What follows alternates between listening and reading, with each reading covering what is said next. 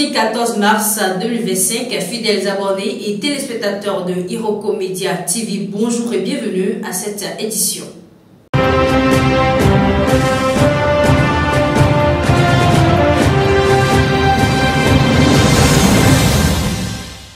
On ouvre cette session par les nouvelles du Mali, 9 jours déjà que les nouvelles taxes sur les services téléphoniques sont entrées en vigueur.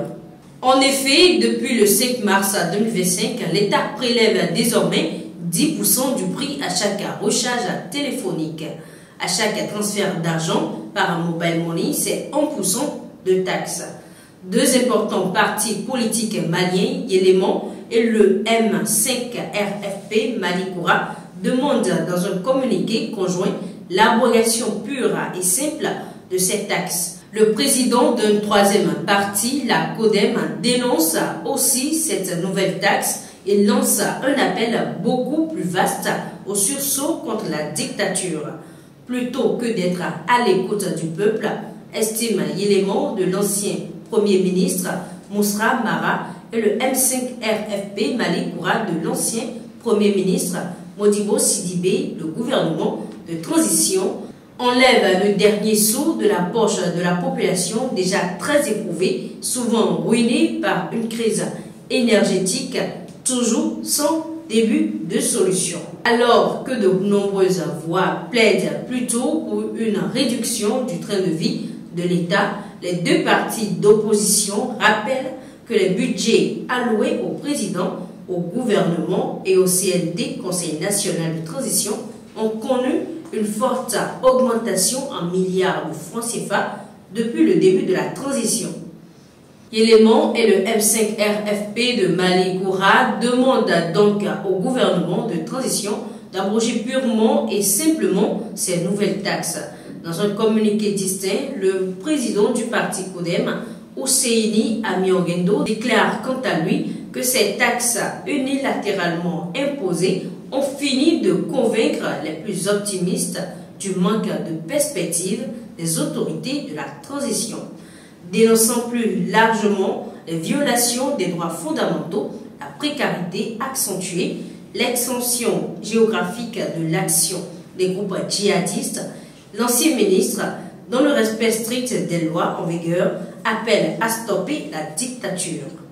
Et puis en République démocratique du Congo, 5 généraux de l'armée congolaise sont jugés depuis ce jeudi 13 mars 2025 devant la haute cour militaire de Kinshasa pour fuite lors de l'avancée des rebelles du M23 et de l'AFC sur la ville de Goma dans l'est du pays. Le vice-gouverneur policier du Nord Kivu, deux chefs de l'armée et de la police, un commandant d'unité et un conseiller militaire qui était basé à Goma, chef-lieu du Nord Kivu, sont poursuivis notamment pour lâcheté, violation des consignes et perte des munitions. À l'ouverture de l'audience, chacun des 5 généraux, dont en tête l'ex-gouverneur intérimaire du Nord Kivu, portait ses galons. Leurs identités ont d'abord été déclinées. Ils sont tous passés par des grandes écoles militaires. Certains ont même été formés en Europe. Ces généraux sont formellement accusés de lâcheté pour avoir fui Goma à bord d'un bateau privé, laissant leurs troupes sans commandement lors de la prise de la capitale du Nord Kivu. Ils n'auraient pas respecté la consigne du président Tshisekedi qui ordonnait aux troupes de rester dans la ville de Goma afin de la défendre armes à la main jusqu'au sacrifice suprême, une violation qui a fait perdre à l'armée d'importants équipements militaires et munitions, notamment 5 chars T-55, rapporte RFI. Le procès a été ouvert en présence du ministre de la Justice et garde des Sceaux, celui qui avait ordonné la mise en accusation de ces officiers. À l'audience ouverte, le procureur général de l'armée, rappelant la gravité des faits, a expliqué qu'il ne souhaitait pas que les prochaines audiences soient médiatisées. Un huis clos qui pourrait être décrété dès la prochaine audience le 20 mars 2025, consacrée à l'examen des faits. Les accusés encourent des peines de mort. Et puis ailleurs dans le monde, en Russie, Vladimir Poutine s'est exprimé ce jeudi 13 mars sur la possibilité d'un cessez-le-feu de 30 jours en Ukraine.